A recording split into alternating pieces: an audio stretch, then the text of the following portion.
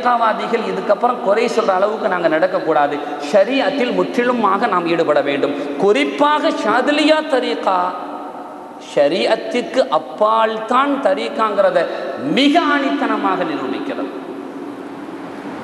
அவங்க தரீக்கத்து ஷுக்ருன்னு வச்சாங்க, பேர் எவ்வளோ நம்ம சொல்கிறது லேசான வார்த்தை, ஆனால் எவ்வளவு அலுமத்து இருக்கு தெரியுமா?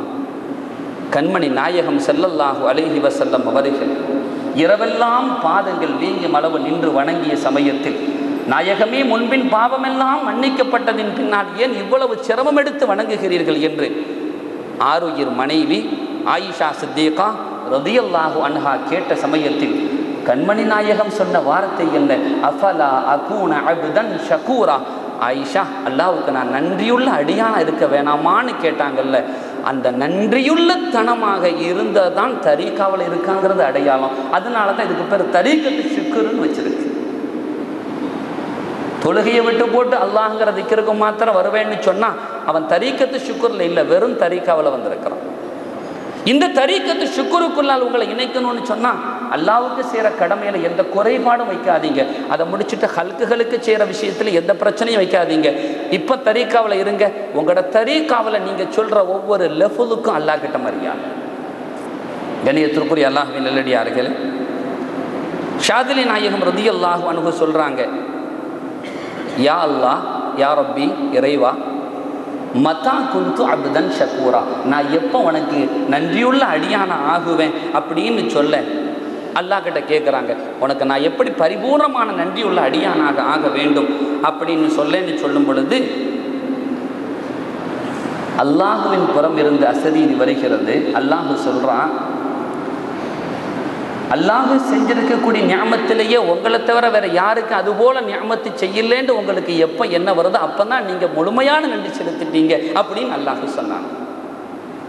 அல்லாஹு செய்திருக்கக்கூடிய அருள்களில் வேற யாருக்கும் அதுபோல அருள் செய்யல, அல்லாஹ் எனக்கு அவ்வளவு அருள் செஞ்சிருக்கிறான் அப்படின்னு சொல்லி ஷாதிலியே நாயகம் ரலியல்லாஹு அன்ஹு நீங்கள் எப்போ நினைப்பீங்களோ அந்த எண்ணம் உங்ககிட்ட இருக்கா அப்படின்னு சொன்னால் நீங்கள் பரிபூர்ணமான நன்றி உள்ள அடியார் அப்படிங்கிறதுல எந்த சந்தேகமும் இல்லைன்னு அல்லாஹ் சொன்னான்னு சொல்லி ஷாதிலி நாயகம் ரலியல்லாஹு அன்ஹு சொல்கிறாங்க. இந்த வார்த்தை லேசான வார்த்தையாக இருந்தாலும் அதில் மறைந்திருக்கக்கூடிய பொக்கிஷம் ஏராளம். எப்படி நன்றியுள்ள அடியான் ஆகிறதுக்கு கேட்கும்போது அல்லாஹ் சொன்ன வார்த்தை இது. உடனே அவங்களே கேட்குறாங்க, நம்ம கேட்குற என்ன சிந்தனை வருமோ அவங்க கேட்குறாங்க, வக்குல் தூ, அப்போ நான் சொன்னேன், யா ரப்பி, இறைவா, நீ எனக்கு மாத்திரம் நியாமத்தை செஞ்ச அப்படிங்கிறத நான் பெருசாக நினைக்கிறதுக்கு முன்னால் நபிமார்களான பெருமக்களுக்கு நீ நியாமத்து செய்திருக்கிறாய், அதை விடவா எங்களுக்கு நியாமத்து செஞ்சிருக்கிறான்? ரசூல்மார்களுக்கு நீ நியாமத்து செஞ்சிருக்கிறாய், அதை விடவா எங்களுக்கு நியாமத்து செஞ்சிருக்கிறாய்? உலமாக்களான ஆரிஃபீன்களுக்கு நீ நியாமத்து செய்திருக்கிறாய், அதை விடவா எங்களுக்கு நியாமத்து செஞ்சிருக்கிறாய்? அரசாட்சி புரிகிற மலக்குகள், முலூக்குகள், மலிக்குகள் இருக்கிறார்களே, அவர்களை விடவா எங்களுக்கு நியாமத்து செஞ்சிருக்கிறார்? இப்படி நான் அல்லாஹ் கிட்ட கேட்டேன். உடனே அல்லாஹ் சொன்னா, ஷாதிலியே ரலியல்லாஹு அன்ஹு, அவைகள் எல்லாமே உங்களுக்காக செஞ்ச நியாமத்துன்னு ஏன் நீங்க நினைக்க கூடாது? நபிமார்களை ரசூல்மார்களை அனுப்பாவிட்டால் நேர்வழி இல்லாமல் போயிருக்கும். உங்களுக்கு நேர்வழியை காட்டுவதற்காக வேண்டித்தானே ரசூல்மார்களையும் நபிமார்களையும் அனுப்பினேன். அதுவும் உங்களுக்கு செஞ்ச நியாமத்து தான் நீங்க நினைக்கலாமே. ஆரிஃபீன்கள் இருக்கிறார்கள், புனிதமான வழிகளை தொகுத்து கொடுத்தவர்கள், அவர்கள் உங்களுக்கு காட்டுவதற்காகத்தானே அப்படி செய்தார்கள். அதுவும் உங்களுக்கு செஞ்ச நியாமத்து தானே. மலிக்குகள் இருந்தார்கள், முலூக்குகள் இருந்தார்கள், அவர்கள் ஆட்சி புரிகிறார்கள், பாதுகாவல் செய்கிறார்கள் என்றால் உங்களை பாதுகாப்பதற்காக வேண்டித்தானே அவர்கள் ஆட்சி செய்கிறார்கள். அதுவும் உங்களுக்கு செஞ்ச நியாமத்து தானே என்று நீங்கள் நினைத்தால் ஹக்கு என்று ஷாதிலி நாயகம் ரலியல்லாஹு அன்ஹு சொல்லி, அல்லாஹ் எனக்கு செஞ்ச நியாமத்தை போல வேற யாருக்கும் செய்யலன்னு சொன்னாங்க. அன்றே அவர்கள் அப்தன் ஷக்கூரா என்ற தகுதிக்கு ஆளானார்கள். நம்மளோட எண்ணத்தில் இப்படி வந்துட்டுனா நம்ம யார்கிட்டயா சண்டைக்கு போவோமா? யார்கிட்டயா பிரச்சனை பண்ணுவோமா? எனக்கு நோய் வந்தாலும் சரி, சுவாத்திய குறைவு இருந்தாலும் சரி, பணத்தில் சங்கடம் ஏற்பட்டாலும் சரி, அல்லாஹ் எனக்கு எல்லாத்தையும் விட எனக்கு நியாமத்தை செஞ்சிருக்கிறான்னு ஒரு அடியான் நினைக்க வேண்டும். நினைத்தால்தான் தரீகத்து ஷுக்ரிலே நாம் இருப்பதற்குண்டான அடையாளம். இமாம் ஷாதுலி நாயகம் ரலியல்லாஹு அன்ஹு இறைவனிடமிருந்து செய்தி எடுத்து கொடுக்கிறார்கள். அந்த தரீகாவுடைய நாம் எந்த அளவுக்கு நாம் அல்லாஹ்விற்கு நன்றி செலுத்துபவர்களாக இருக்க வேண்டும் என்பதை நாம் நினைத்து பார்க்க வேண்டும். கண்ணியத்திற்குரிய அல்லாஹ்வின் நல்லடியார்களே,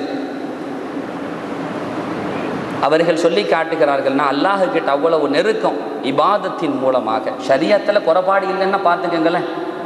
ஷரியத்துங்கிறது எது ஃபர்து மாத்திரம் அல்ல, சுன்னத்துகளையும் அவர்கள் ஃபர்தாக ஏற்று நடந்தவர்கள் ஷேகுமார்கள். குறிப்பாக ஷாதுலி நாயகம் ரலியல்லாஹு அன்ஹு அவர்களே சொல்லுகிறார்கள், வலவ் தரக்து சுன்னதம் மின் சுனனிஹி ஸல்லல்லாஹு அலைஹி வஸல்லம். நபிகள் நாயகம் ஸல்லல்லாஹு அலைஹி வஸல்லம் அவர்களுடைய ஒரு சுன்னத்திலிருந்து எந்த ஒரு சுன்னத்தை நான் விட்டாலும் நான் என்ன முஸ்லிமா ஆக்க மாட்டேன், முஸ்லிமா கருத மாட்டேன், நான் முஸ்லிம்ங்கிற அந்த அருகதையில் இருக்க மாட்டேன்னு சொல்லி காட்டுறாங்க. அப்படின்னு சொன்னால் சுன்னத்தான விஷயத்துக்கே இவ்வளவு முக்கியத்துவம் கொடுத்து அதை விட்டாலே நான் முஸ்லீமா எடுக்க மாட்டேன்னு சொன்னால் ஒரு ஃபர்லை விட்டுருப்பாங்களான்னு யோசிச்சு பார்க்க. தரீகாவாதிகள் இன்று குறை சொல்லப்படுகிறார்களாம். அப்படி இருக்கவே கூடாது, அல்லாஹ் பாதுகாக்கணும்.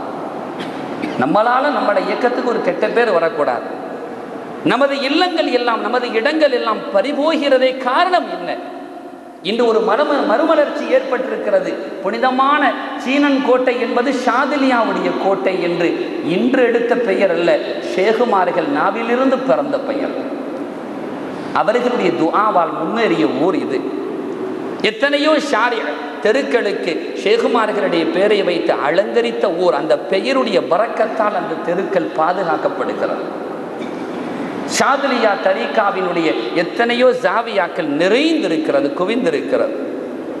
சிலவைகள் பறிப்போனாலும் இன்று முழு முயற்சியோடு இந்த தரீகாவுடைய பிள்ளைகள் தீவிரமாக அற்புதமான முறையில் செயல்பட்டு அழகான முறையில் இப்பொழுது வந்திருக்கிறார்கள். அல்லாஹ் இது போன்ற நிலையை கியாம பரிபந்தம் வரை அவர்களுக்கு ஒரு உணர்வை கொடுத்து நீடித்து வைக்க வேண்டும். அப்ப இவ்வளவு இருக்கு. இந்த புனிதமான தரீகாவில் நமது ஷேகன் அபுல் ஹசன் ஷாத் ரலியல்லாஹு அன்ஹு அவர்கள் ஒரு ஃபர்ல விட்டது கிடையாது. ஏன் பறி போயிட்டுன்னா காரணம் இடையில கொஞ்சம் கொஞ்சம் அங்கங்கே பறி போச்சு. காரணம் என்ன? எங்களோட ஆட்கள் சரியாக போய் வலீஃபா ஓதுறது கிடையாது, தொழுக போகிறது கிடையாது. நடக்கா இல்லையா? ஏன் நாங்கள் போக மாட்டேங்கிறோம்? தரீகா என்று சொல்லுகிற பொழுது ஏதோ ஒரு பயான் வச்சா இது வச்சா மாத்திரம்தான் அந்த ஜாவியாவுக்கு வர தொடர்பு இருக்கக்கூடாது. ஜாவியாவினுடைய அந்த ஓரத்தில் நடந்து செல்வது கூட இறை அருளை நமக்கு பெற்று தரும் என்பதை நமக்கு ஷேகுமார்களே சொல்லி காட்டுகிறார். அப்போ ஜாவியாவுக்குள்ள நீங்கள் சும்மா நேரங்களில் எங்கேயாச்சும் ஒரு நேரம் இல்லை, வீட்டுடைய கடமையெல்லாம் முடிச்சாச்சு, பொண்டாட்டிக்கு வாங்கி கொடுக்குற சாமானை வாங்கி கொடுத்தாச்சு, வீட்டில் செய்ய வேண்டிய ஹிதமத்தை செஞ்சாச்சு, இப்போ ஒரு வேலை இல்லை, சும்மா இருக்கிறேன்னு சொல்கிறீங்களா? எங்களோட கண்மணிகள் தொகுத்து வைத்த அந்த ஜாவியாவில் கொஞ்ச நேரம் போய் நான் இளைப்பாற செல்லுகிறேன் என்று சென்றால் கூட இபாதத்தில் பதியப்படுவது. அப்படி போய் உட்காரணும். நாங்கள் அங்கே போய் உட்கார்ந்து எங்கிருந்தோ தஸ்பீஹாத்துகளை ஓதுவதை விட அந்த இடத்துல போய் யாருக்கும் இடங்கள் இல்லை என்றால், நமக்கு வேலைகள் இல்லை என்றால் அந்த இடத்தை பயன்படுத்தி போய் ஓதணும். நாங்கள் போறதில்லை, அதனால நம்மளை மட்டும் பறி போகுது. அதனால் இதுக்கப்புறம் முடிவுக்கு வைங்க, எங்க வீடுகளுக்கு பக்கத்தில் இருக்கிற ஜாவியாக்கள் பள்ளிகள் அந்த இடங்களுக்கு நாங்கள் என்ன செய்வோம்? ஒவ்வொரு வக்கத்தும் தொலை செல்லுவோம். எங்கட ஷேக நாயகம் அபுல் ஹசன் அலி ஷாத் ரலியல்லாஹு அன்ஹு கண்மணி நாயகத்தில் ஒரு சுன்னத்தை கூட உடல்லேன்னு சொன்னாங்களே, அவங்க